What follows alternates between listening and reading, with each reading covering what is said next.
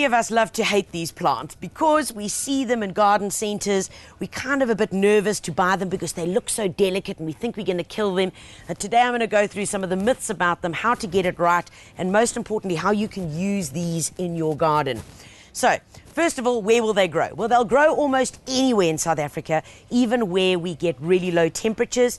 Then you would need to put frost protection over them during the winter months because they will frost and they will die right back, and then they won't give you the beautiful show that we want during the summer months. So if you're on the coast, as long as they're protected from wind, then they'll be okay. It's the wind that they don't like, the sea breeze.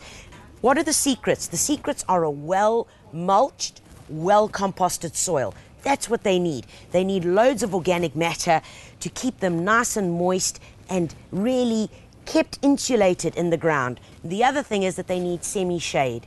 Semi-shade meaning either a morning sun, but try and stay away from that hot afternoon sun. Dappled light under trees or a morning sun shade position, that will be 100%. So let's have a look at what different types we've got here. This guy over here has been pruned and shaped into form a standard. Great in pots, as you can see, incredibly handsome. And I mean, just look at all these flowers. They're summer flowering. They are truly beautiful, and all they're needing is when they've finished flowering like this, they need to be pruned back. Okay, that's important, or else this guy gets too heavy, and then what happens is that they then start breaking, looking lanky and out of proportion. This over here is the upright growing fuchsia. You can generally see by its growth habit that this is a more upright bush variety. So it's going to get slightly wider, slightly taller, and give you that upright look. The same would be for this little guy over here. And generally, think about the position that you want to use it in the garden, because that's going to ultimately determine if you're going to be able to see it or not.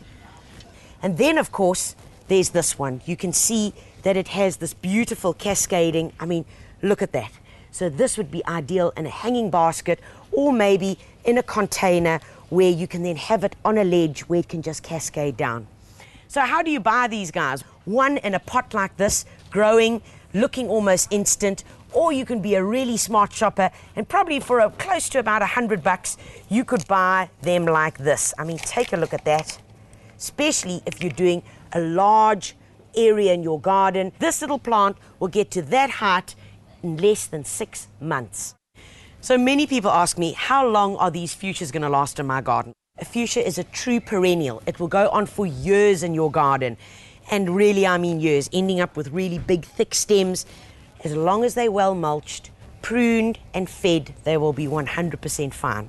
So today I'm going to show you with this wonderful cascading fuchsia how to plant it into a hanging basket, because generally on patios, which are under the eaves of the house even, you get loads and loads of shade. Semi-shade, but you get that light just filtering in. So it's an ideal spot for them. Now, when you're choosing your basket, most importantly, choose what you like. That is the first thing. And if it doesn't have a plastic lining in it like this, remember, you would need to add some boot liner or a black bin bag into it to create that lining.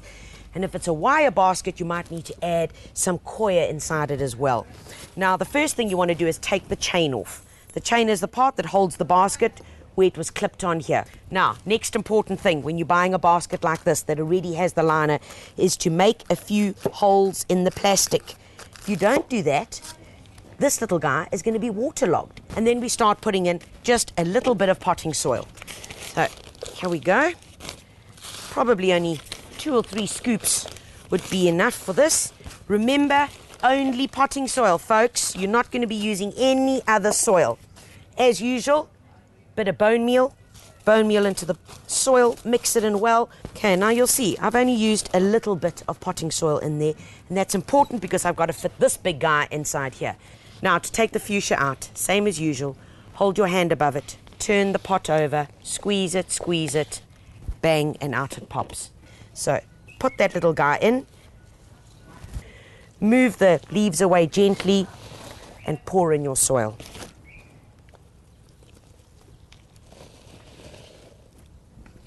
Take a little stick or the back end of a little trowel and firm the soil in to make sure that you get rid of all those air pockets. Here we go, and you can see immediately that I need to add a little bit more potting soil into there. Now that we've planted it up, folks, this is when you get to add your chain back on. You know, fuchsias are often called the ballerinas of the garden, and you can see exactly why they're called that, because they are so dainty. There are not many plants as well that we can find that will flower so well in the shade and semi-shaded areas. And there we go.